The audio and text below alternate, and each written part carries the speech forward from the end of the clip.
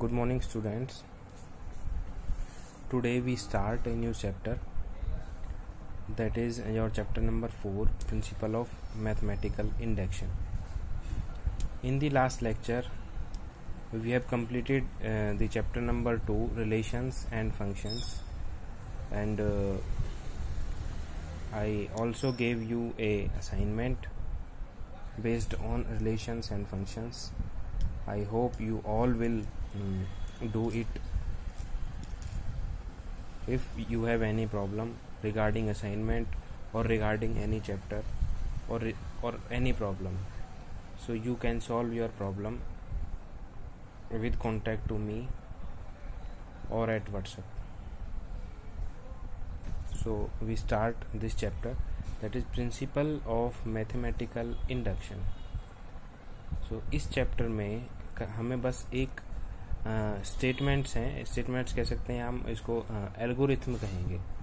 एक एल्गोरिथम है, हमें उसको फॉलो करना है. बस कोई स्टेटमेंट दे देंगे और वो हमें देखने कि वो ट्रू है या नहीं है. जैसे कि सपोज करिए साइंस में हम अगर हम कोई भी रिसर्च करते हैं तो हम उसको पहले खुद अपनी लैब में टेस्ट करेंगे, फिर उसको हम डिस्ट्रिक्ट लेवल पे, फिर स्टेट लेवल पे, ऐसे करके फिर ऑल इंडिया लेवल पे. अगर सब जगह में रिजल्ट सेम आता है तो वो सब चीज़ के लिए ट्रू है और वो यूनिवर्सल ट्रूथ मेरा बन जाएगा. Okay, so we start this chapter. बहुत ही इंटरेस्टिंग चैप्टर है ये. बस आपको एक ही एल्गोरिथम को फॉलो करना है पूरे चैप्टर में. तो इसको एक बार जनरल फॉर्म में हम इसको देख लेते हैं कैसे लिखेंगे. सपोज करते हैं, suppose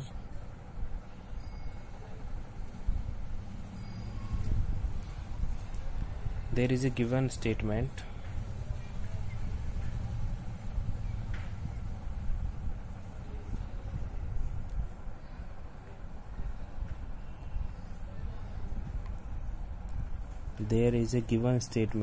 P of n. Pn से हमने उसको शो कर दिया और यहाँ पर n क्या है लिख सकते हो आप, involving the natural number n.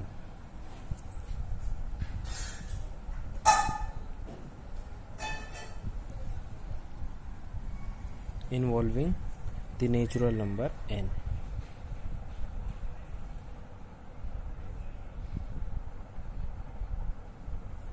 So सबसे फर्स्ट काम मुझे क्या करना है, चेक करना है n इक्वल टू 1 के लिए क्या है वो n इक्वल टू 1 के लिए स्टेटमेंट ट्रू है.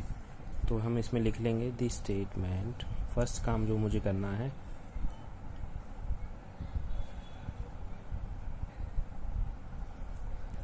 Is true for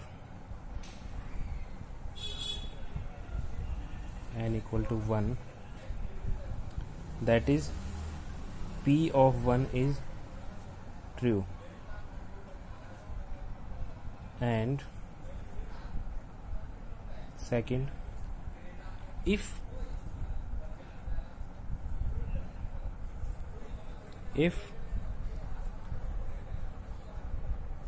the statement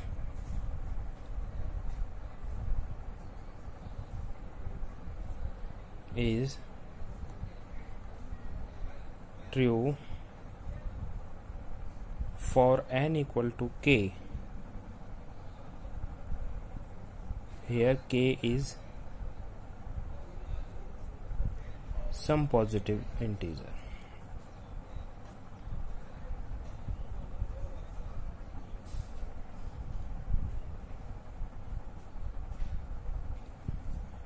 If the statement is true for n equals to k, then the statement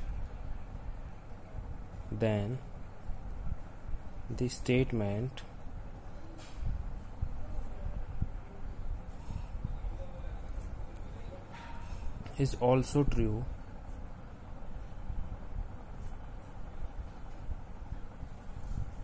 for n equal to k plus 1.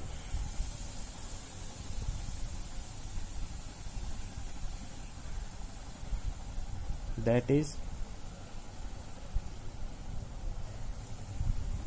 Truth of P of K implies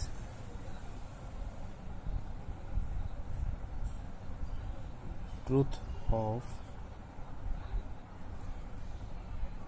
Pk plus 1।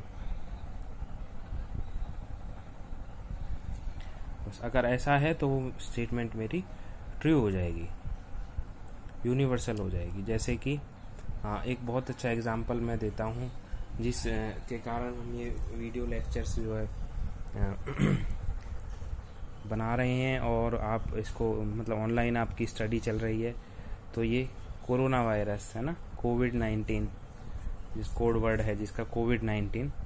तो अगर हम मतलब suppose करिए अगर उसकी vaccine जैसे तैयार हो रही है तो उस वैक्सीन को हम कैसे मतलब यूनिवर्सल उस पर चेक करेंगे कि भाई हाँ ये इस वैक्सीन को जो लेने से यूज़ करने से कोरोना वायरस ख़त्म हो जाएगा। तो उसका जो मतलब करते हैं वो पहले एक इंसान पे करेंगे, फिर 2 पे करेंगे, फिर 10 पे करेंगे, फिर 1000 पे करेंगे, फिर 10,000 पे करेंगे।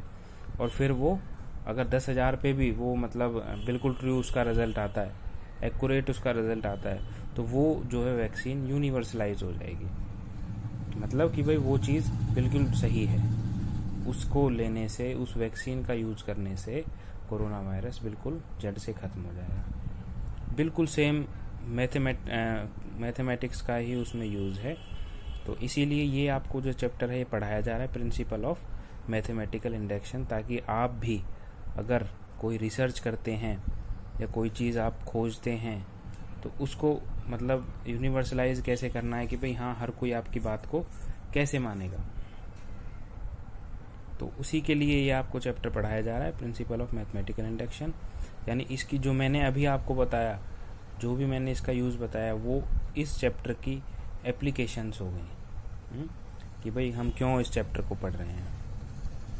तो आपका जो भी चैप्टर है, हर चैप्टर का कुछ ना कुछ एप्लीकेशन ज़रूर है।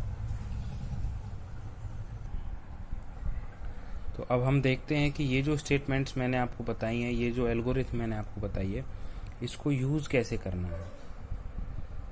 तो ये आपका क्वेश्चन है, ये आपकी कोई स्टेटमेंट लिखी हुई है।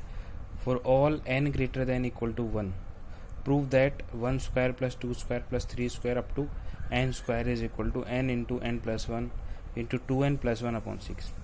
मतलब क्या है कि जो 1 2 3 ये अप टू जो स्क्वायर्स हैं इनके अप टू n तक, n इसमें कुछ भी नंबर हो सकता है लेकिन 1 या 1 से बड़ा होगा, है ना। क्यों? क्योंकि यहाँ पर हमने फर्स्ट स्टेटमेंट में देखा कि Pn n का मतलब क्या है यहाँ पे, नेचुरल नंबर, और नेचुरल नंबर आपके 1 से स्टार्ट होते हैं। ये एक क्वेश्चन आपके माइंड में बिल्कुल अराइज होना चाहिए कि सर हम इसमें Pn है तो n नेचुरल नंबर है, ये बिल्कुल आपको ध्यान रखनी है ये बात। तो इसमें क्या है कि स्क्वायर्स का सम, n नंबर तक के स्क्वायर्स का सम n into n plus 1 2n plus 1 upon 6 की तरह आएगा, है ना। This implies this. तो अब हम इसको देखते हैं, इसकी ट्रूथनेस देखते हैं कि भाई ये कहाँ तक बात सही है। तो सबसे पहले इस स्टेटमेंट को मैं लेट कर लेता हूँ, लेट द गिवन स्टेटमेंट भी Pn, या let Pn be the given statement, या आप इसको ऐसे भी लिख सकते हैं, let the given statement be Pn, as you wish. तो फिर मैंने इस स्टेटमेंट को Pn कह दिया।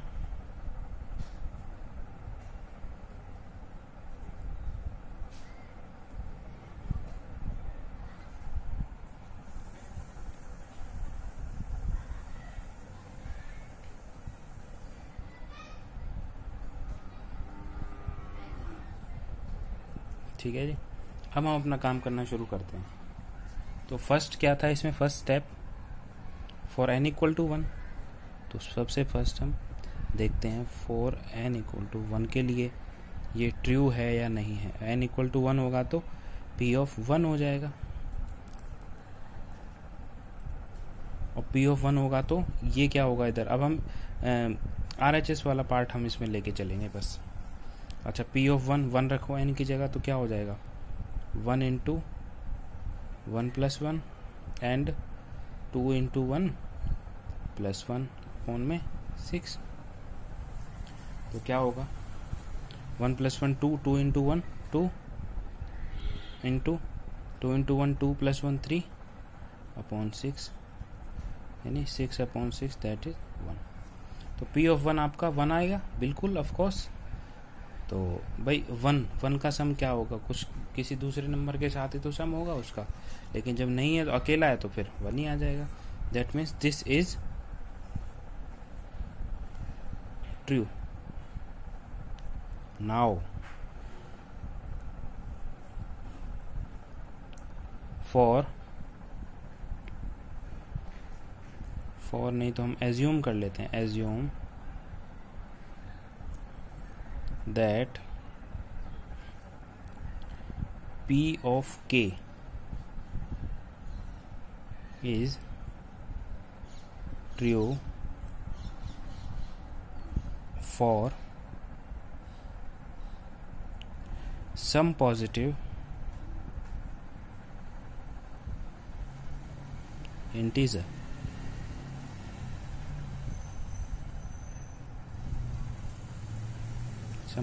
integer K।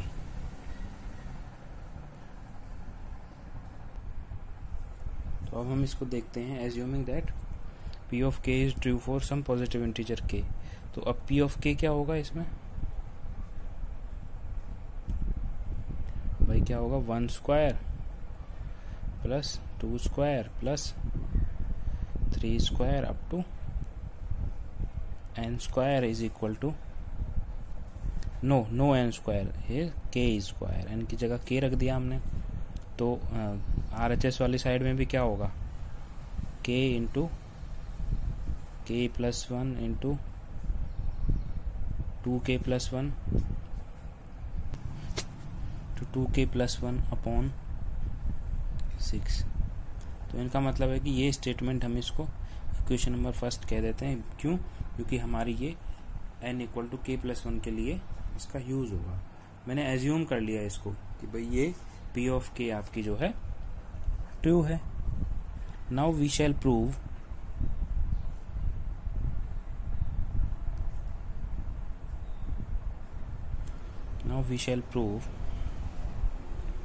that P of K plus 1 is also true। तो अब हम P of K plus 1 के लिए देखते हैं कि हाँ भाई ये भी ट्रू होगा। तो P of K plus 1 मतलब पहले तो ये n तक था, है ना, यानी k तक था, P of K तक ये आपका। जब k प्लस 1 तक जाएगा तो एक आगे तक जाएगा, तो क्या बनेगी मेरी equation 1 square plus 2 square plus 3 square up to k square plus k plus 1 का स्क्वायर। टर्म एक्स्ट्रा हो गई ना, k प्लस 1 टर्म हो गई। ये इक्वल टू क्या चल रहा था k इंटू के प्लस 1 ये करके, या अच्छा चलो ठीक है, यहीं से हम देख लेते हैं कि भाई इतना, इसका जो इक्वेशन नंबर 1 की हेल्प से हम लिख सकते हैं सम कितना है k इंटू के plus 1 into 2k plus 1 upon 6 plus k plus 1 का होल स्क्वायर। इसमें आप यहाँ पे लिख सकते हैं reason from equation number 1, from equation number 1। अब हम इसको थोड़ा सॉल्व कर लेते हैं, एलसीएम लेते हैं इसका। एलसीएम 6 आएगा, k इंटू के plus 1 into 2k plus 1 plus 6 into के प्लस 1 का स्क्वायर। तो यहाँ से हम इसका एलसीएम ले लिया, मैंने एलसीएम ले लिया। तो इसको मैं थोड़ा सा अगर सॉल्व करूँ और k+1 का स्क्वायर, तो मैं इसमें से अगर k+1 और k+1 अगर मैं इसमें से कॉमन लूँ तो मेरे पास क्या बचेगा, 2k² plus k plus 6k plus में 6 ये बचेगा अपॉन 6। तो मेरा क्या आया था, P ऑफ k+1, ये चल रहा था मेरा कि k+1 bracket 2k² plus k plus 6k plus 6 upon 6। अब इसको थोड़ा सॉल्व कर लेते हैं हम। तो k+1 2k² plus 7k plus 6 upon 6। अब इसके हम, ये पीछे वाली आपकी क्वाड्रेटिक इक्वेशन है, तो हम इसके फैक्टर्स कर लेते हैं। तो फैक्टर्स इसके क्या क्या बनेंगे, फैक्टर्स बनेंगे इसके 4k प्लस 3k, भाई 4 प्लस 3 7 और 4 इंटू 3 12।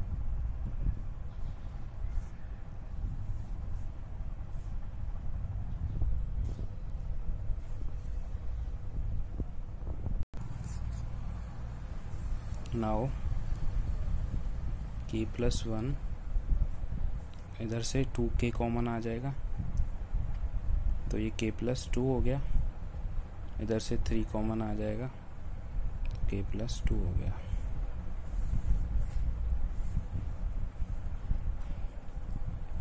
तो बचा क्या कि k+1 into 2k plus 3 into k+2 upon 6। अच्छा, हम इसको थोड़ा सा उसकी फॉर्म में लिख लेते हैं जो हमारा फर्स्ट था। फर्स्ट क्या था मेरा, ये k into k+1 into 2k+1 upon 6, इस फॉर्म में लिख लेते हैं, इस फॉर्म में। तो हम इसको कैसे लिखेंगे कि भाई k+1 k+2 को कैसे लिखेंगे, k+1 into 2 of k+1 plus upon 6। तो ये भी बिल्कुल उसी की फॉर्म में आ गया। दैट मीन्स ये P of k+1 is true. So hence from the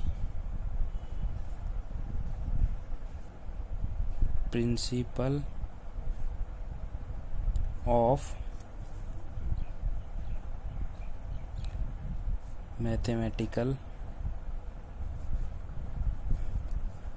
induction,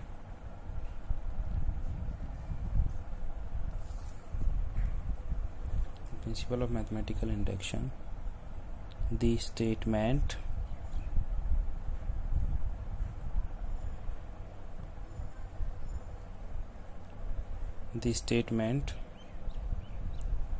P of n is true for all